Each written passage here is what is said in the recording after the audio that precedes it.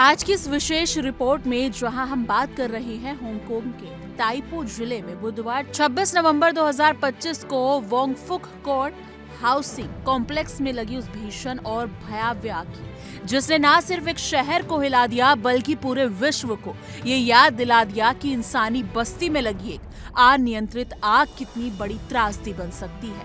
दोपहर करीब 2:51 के आसपास शुरू हुई ये भीषण आग कुछ ही मिनटों में इतनी तेजी से फैल गई कि बड़े बड़े टावरों में रह रहे हजारों लोगों के लिए जान बचाकर भागना मुश्किल हो गया। ये हांगकांग के इतिहास की उन दिल दहला देने वाली घटनाओं में से एक बन गई है जिसे स्थानीय प्रशासन ने लेवल 5 अलार्म घोषित किया। ये वहां की आग की सबसे गंभीर श्रेणी है। सबसे दर्दनाक बात यह है कि अब तक मिली रिपोर्ट्स के अनुसार कम से कम 36 लोगों की मौत की पुष्टि हो चुकी है और इन मृतकों में एक बहादुर दमकल कर्मी भी शामिल है जिसने दूसरों की जान बचाते बचाते अपनी जान गंवा दी। अस्पताल में भर्ती 29 लोगों में से 7 की हालत अत्यंत गंभीर बताई जा रही है, लेकिन जो आंकड़ा सबसे ज्यादा चिंतित करता है वो है करीब 279 लोगों का लापता होना। इतने बड़े पैमानों पर लोग गायब हैं जिनके बारे में उनके परिवारजन किस पीड़ा में होंगे ये कल्पना भी भयावह है। जिस इलाके में ये घटना हुई वहां हजारों लोग एक साथ रह रहे थे, इसलिए आपदा किसी छोटे दायरे की नहीं बल्कि एक पूरे समाज को झकझोर देने वाली घटना है। अब सवाल ये उठता है कि आग इतनी तेजी से फैली कैसे, तो इसका जवाब भी उतना ही चिंताजनक है। इमारतों में बाहरी हिस्सों पर लगे बोन्स के मजान, जिसे हम बांस का स्कैफोल्डिंग कहते हैं, और निर्माण के दौरान लगाया गया जाल यानी कि कंस्ट्रक्शन नेटिंग आग के फैलने की सबसे बड़ी वजह साबित हुई है। बांस स्वाभाविक रूप से अत्यधिक ज्वलनशील होता है और अब जब उसके ऊपर नेटिंग जैसे पदार्थ लगे होते हैं तो आग एक इमारत से दूसरी पर पलक झपकते फैल जाती है। माना जा रहा है कि यही कारण है कि वांगफुक कोर्ट की कई इमारतें लगभग एक साथ आग की चपेट में आ गई। कई ब्लॉक्स में रहने वाले लोगों को बाहर निकलने का पूरा समय तक नहीं मिला। कई लोग ऊपरी मंजिलों पर फंस गए और दमकल कर्मियों ने जितना हो सकता था उतना प्रयास किया, लेकिन आग की तीव्रता भयावह थी। दमकल विभाग ने इस अग्निकांड से निपटने के लिए पूरी ताकत झोंक दी। करीब 700 से अधिक फायर फाइटर्स, 128 फायर ट्रक और यहाँ तक कि 57 एम्बुलेंस लगातार मौके पर काम करते रहे।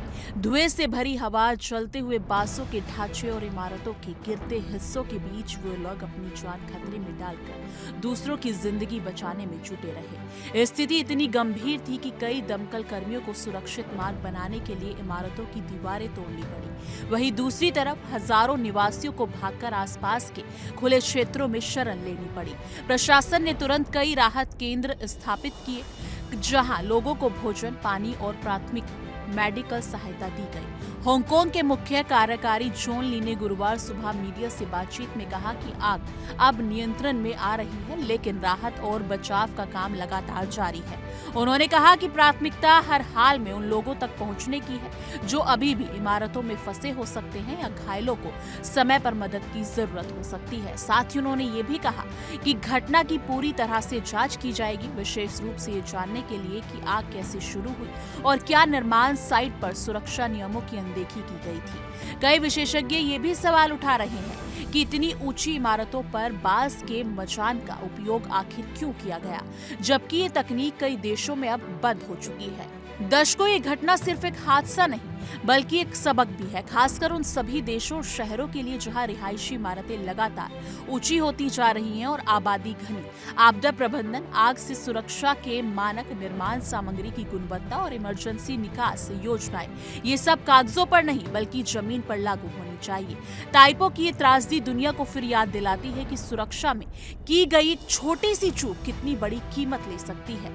हजारों परिवार बेघर हो गए हैं, कई अपने परिजनों को खो चुके हैं और सैकड़ों परिवार अपने लापता सदस्यों के बारे में किसी भी अपडेट का इंतजार करते हुए टूटते जा रहे हैं। लेकिन आखिर में हम उन सभी जीवनों को श्रद्धांजलि देते हैं जो इस आग में अपनी जान गंवा चुके हैं। हम उन दमकल कर्मियों और राहत कर्मियों को सलाम करते हैं जिन्होंने अपनी जान जोखिम में डालकर लोगों की मदद की, और हम आशा करते हैं कि हांगकांग प्रशासन न सिर्फ पीड़ितों की सहायता करेगा बल्कि ऐसी त्रासदी दोबारा ना हो इसके लिए बड़े कदम उठाएगा।